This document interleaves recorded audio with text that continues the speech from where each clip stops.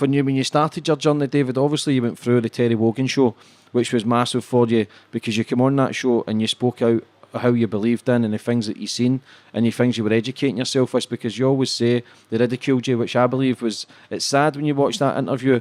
When you were going on that, did you know that was going to be the outcome? Yeah, it's kind of funny.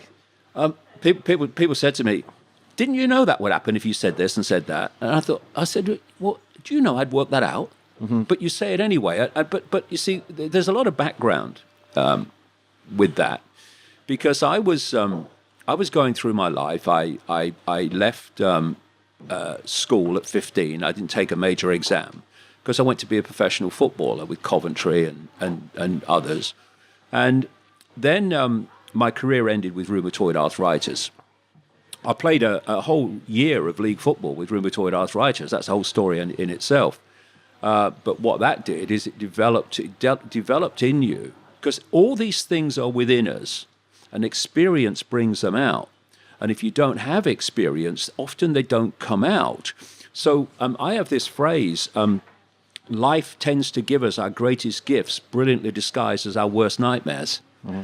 Because often our worst nightmare will bring things out of us that wouldn't otherwise happen. This is why if you bring your kids up and you protect them from everything, you're doing them no favors, because you're not developing strong people who will be able to deal with life. You're developing people who are always looking to be protected.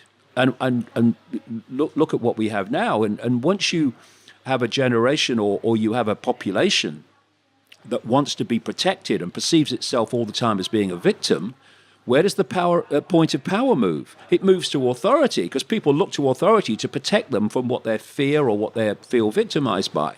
So what we've been developing is a population of emotionally weak people who perceive themselves in terms of victims. When you have challenges in life and you meet them, it brings something out of you. So, for instance, when my arthritis came, and I didn't know what else am I going to do at that time. I wanted to be a footballer. I wanted to be a footballer since I was a kid. And now my joints are swelling up, and they're telling me I'm going to have to pack it in. Now, I thought, I'm not packing it in. I want to give it a go. So I went to a club called Hereford United that was a league club then. And I played the whole season with rheumatoid arthritis. Every morning when we were training and warming up for training on cold English mornings, I was in agony. And I would be limping and what have you, and the players would say, oh, what's wrong now, Icke? And I would give a different excuse. Oh, I've got a bit of a pull. Oh, I think I've got a bit of a blister. But actually it was the same thing all the time. And I played the season out, and eventually it got so bad that I couldn't carry on. But it brought something out of me, this determination not to give up and not to give in. And then I decided, because when I was a kid, I was always reading newspapers, and I was very interested in journalism. So I became a journalist, and long story short, I eventually became a television presenter. Well, very well known back then. Yeah, I was. Yeah, I was a national television presenter in those days. And when I look at my life now, you see, and what I'm doing, my life before, which appeared to be a series of random events. Same with you. You've had your challenges in life. What has it done? It's made you the person you are. You wouldn't be the person you are now without them. Mm-hmm. And people say, well, I regret that. Well, the thing to regret is if you don't learn from the experience. That's the regret. But learning from the experience, well, you've had a gift. What are you regretting for? And so I went into journalism because I was very interested in that. And I eventually became this television presenter. And when you look at my life, as I was saying, all the different elements of it, including going into journalism and seeing the media for what it is, going into politics with the Green Party and seeing politics for what it is, well, I didn't know at the time, but they were all giving me very, very important understandings that would be useful later on. And then what happened is, this is a kind of bizarre story, but it happened. I was in the Green Party, and I was still working for the BBC as a television presenter, and both were leaving me completely cold You know, the BBC. It's not a great organisation to work for if you care about the truth and you care about you know, more than the official version of everything.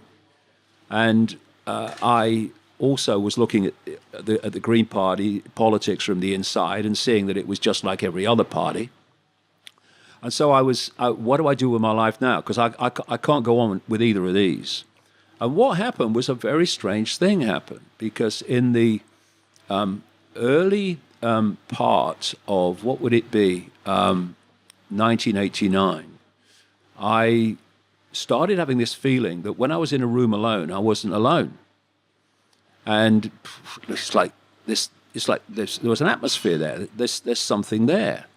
And through 1989, this got more and more and more powerful, to the point where in early 1990, I was working for the BBC, and I was staying at a hotel called the Kensington Hilton, just down from the BBC headquarters. And I'm sitting on the side of the bed, and in this apparently empty room, and there was such a sense of a presence there that I said into the room, you know, if there's something there, would you please contact me, because you'll drive me up the wall. Few days later, I'm on the seafront with my son Gareth, little boy then, in Ryde, where I live on the Isle of Wight, and I go into this newsagent shop where Gaz was looking at one of the books, and I said to him, "Come on, Gaz, we'll go and get some lunch in the town." And as I said it, it was like the atmosphere changed, like the energetic field around me changed. And all I heard, it wasn't a voice, it was a very strong thought form. It said, "Go and look at the books on the far side." And I'm standing there thinking, you know, Do not shut yourself. yeah. No, basically, what the... And so I start walking across to the books in a daze, thinking, what is happening? And I knew this bookshop. The books it sold were for, you know, the tourists that come to the Isle of Wight. They were basically Mills and Boon and you know, perfectly formed English roses and having relationships with perfectly formed, you know, uniformed soldiers and all this stuff. So I'm thinking, what am I going over here for? But right in the middle of these books was one called Mind to Mind by a woman called Betty Shine. A picture was on the front. It was different to the others, so I picked it up and I turned it over and I read the blurb. And she was a psychic. An English psychic, and she was telling her life story. So I bought the book, read it in 24 hours, found it very interesting, contacted her, because I wanted to go and see if she would pick up what the hell was happening around me for the last year. And so I went. I told her nothing. What I told her was, because she did this hands-on healing as well, which is just an exchange of energy. You know, it's not mumbo-jumbo, it's an exchange of energy. Icke. Yes, it's just an exchange of energy. That's all it is. But anyway, I told her that because I said, I've got arthritis. Maybe it will help. Because I didn't want to give anything away what was happening to me. So I'm sitting on this bench, this medical type bench in her front room. And, you know, she's chatting away. And she's doing the whole, you know, hands-on healing just next to my left knee. And suddenly the atmosphere changed again. And I felt like a spider's web on my face. Now, what hit me was, in her book, she said, when other levels of reality are trying to lock into you, you sometimes feel like a spider's web on your face. Well, I know what that was now. It's electromagnetic energy.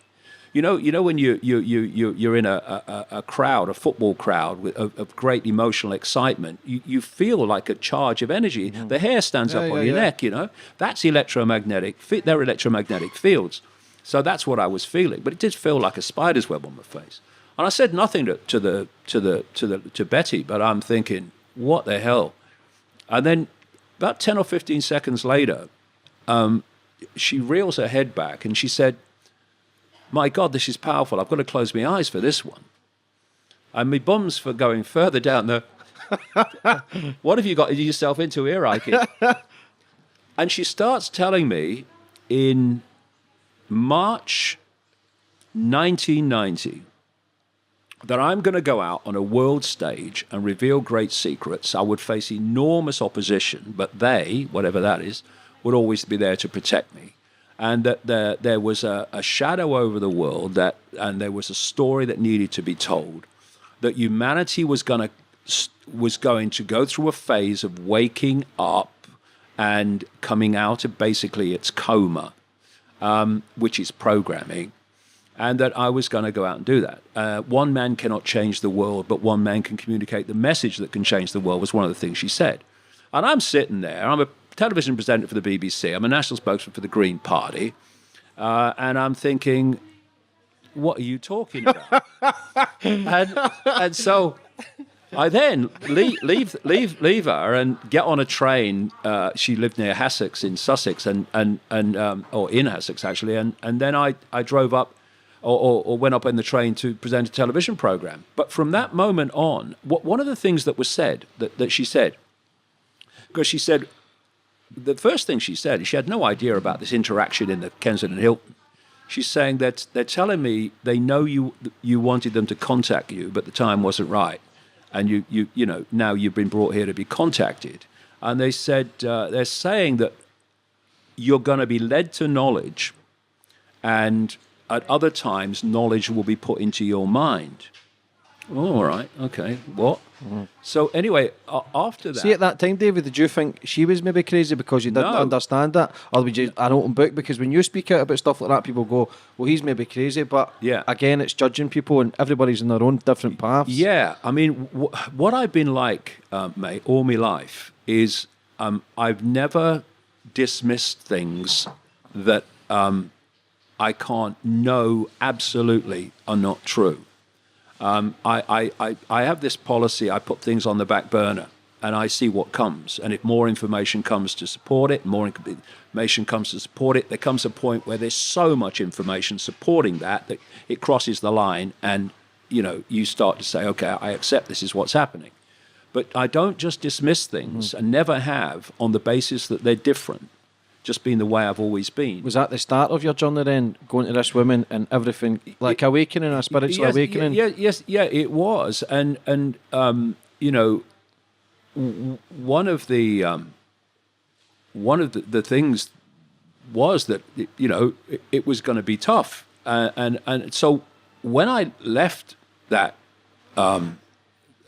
house and got on with life, very, very quickly, synchronicity, coincidences started to occur, where I'd meet people, come across information, come across books, come across documents, whatever, that were starting to hand me puzzle pieces. And I started to realize, as it built up and it built up and it built up, that actually the world was not like I thought it was. Well, not like I thought it was. I didn't really have a view on that. Do you think you were just brainwashed it and didn't really understand? I never did believe that politicians around the world. I always felt there was something else, but you didn't know what it was. Now I was beginning to understand what it was and how it works. Yeah. And another thing that happened is that I would get just a knowing that this is how, I think this is what's going on here. And then what would follow would be names, dates, places, hard factual information that would support that view, which kind of connects with, we will put knowledge into his mind. And this has gone on now for 30 years, and it's gone through different phases of information. And it's taken me down an extraordinary road of uncovering the world as it is, behind the facade of what we're told it is. And of course, it's taken me into realms of enormous ridicule and enormous abuse. But we come back to the greatest gift often that you are ever given is your worst nightmare, or what appears to be. So if we go back to the Wogan show, because what happened eventually is I went on the Wogan show and talked about what was happening to me. And at that time, I was right in that period of the Wogan show, it was a period of about 3 months, I was going through an enormous transformation of that you didn't perception understand. That I didn't understand. No, because this is what happened. Just very, very, very briefly, is that I suddenly got this feeling I needed to go to Peru. I didn't know why. I'd never been there. I watched them play in the World Cup a few times, but I didn't know anything about it. And long story short, I ended up in Peru, and a series of enormously amazing things happened to me. And it culminated at a place called Siyustani, which is near a place called Puno, near Lake Titicaca, highest navigable lake in the world, they say, about 13,000 feet. And I ended up, in a series of synchronicities again, at this so-called Inca site called Siyustani, which is old Inca ruins on a hill, and there's a lake and mountains right out in the middle of nowhere. And I went and I looked around it, and then I'd hired this taxi, and this guide came with me, and we're driving away from Siyustani, and I'm just daydreaming, which I do all the time, daydreaming out the window, sort of mind wandering, and I'm looking at this hill as we're coming towards it, and as I looked at this hill, all I could hear in my head was "Come to me, come to me, come to me." You know, and I'm thinking, you know, I was introducing the snooker not long ago, actually, and now this frickin' hill's talking to me. You know? It's like, yeah, it's what's going on. Steve Davis, Jimmy White, all is forgiven. And so I asked the guy to stop. I said, I won't be a minute, I'm going up that hill. And I walked up the hill, and I didn't know where I was going or why. And there's all these kind of stones. It's kind of a kind of circle like of stones. And I walked into the middle, and it's beautiful. And there's not a cloud in the sky. It's a pure blue Peruvian sky, piercing sun, red nose to prove it. And I stood there, and what happened to me then happened to me. I cover this bit in the news shop in Ryde, where I'm standing there, and suddenly I feel like my feet are being pulled to the ground, and like magnetically, and I'm feeling like a drill in the top of my head, and the atmosphere changed again. Only this was much more powerful than the news shop, and I heard this again very strong thought form go through my mind, which said, first of all, they'll be talking about this 100 years from now. What? And then, which seemed absolutely crazy given the sky and the sun, and it will be over when you feel the rain, right? And then what happened is my arms went out like that without me making any decision to do that. And then this energy got more and more powerful. And in the end, my body's shaking. And what was happening, it's like when you're driving a car and you can't remember the last mile. Your subconscious has been driving the car, thank goodness. I kept coming back to some kind of consciousness and then going back somewhere else. And as I came back to consciousness at one point, my conscious mind, I noticed that over the far distant mountains, there was a light grey mist. And I'm watching it, and it's getting darker, and it's getting darker faster. And I think, it's frickin' raining. And then over not very long, the whole thing took maybe, I don't know, an hour, 45 minutes, an hour. This storm came out of the, I mean, you couldn't make it up. If you put this on a movie, they'd say, oh, come on, it happened. This storm is coming towards me. And you know, weather people talk about a front. Yeah. Well, this is a front. It's a straight bloody line. I'm looking up. It's literally out of some crazy movie. And it's stair rod rain. It's not just raining, it's stair rod rain, and it's coming towards me. And I'm standing there, and I'm seeing this wall of water coming towards me. It's like something out of bloody Moses. And the frickin' Red Sea. And by this time, my body's shaking like crazy with this energy coming through me. And then the water hit me. I mean, I'm immediately drenched because it's stair rod rain. And bang, the energy stopped. And I staggered forward like Bambi because my legs were gone. And there was energy pouring out my feet and pouring out my hands. And it's still pouring out of my feet. I couldn't sleep that night because of it. And something changed. People could imagine, you lived your life in a bubble, literally a bubble of information, a bubble of perception, and someone's come along without any warning and popped the bloody thing. And suddenly, everything that was outside the bubble was pouring in. So my mind is absolutely awash with information, concepts, insights. What the hell's going on? It was just a chaotic mass of information and thought and everything. And in that period, it lasted about 3 months. If you'd have asked me my name, I'd have checked. And it was in that period, in my turquoise shell suit, that I went on to the Wogan show, and everything that happened, and after about 3 months, after all the ridicule and all the newspapers and all that stuff, basically, you know when you press too many keys on a computer and the computer freezes, says I can't process this. Well, that was me. There was so much information pouring into my conscious mind as a result of that experience in Peru. I couldn't process it. I mean, you basically froze. What happened after 3 months is it unfroze. And now I'm the old David again, but I ain't. Just more. I'm seeing the world in a completely different way. As they say when you read a newspaper, the truth is in the white bits, not the words, the bits in between. You know, and so I was seeing things and connections that I couldn't see before. Did you ever question yourself there, David, and think, am I losing my mind? Do I need to go and get help? Or did you just feel right for you? Did you understand it a bit more? Well, it felt right to me. I would say I completely understood it then. It felt right to me. And I did what I always do, like I've just mentioned earlier. I thought, okay, I'm going with this, and we're going to see where it's going to go. And I didn't know where it was going, but I'm going to go with this and see where it goes.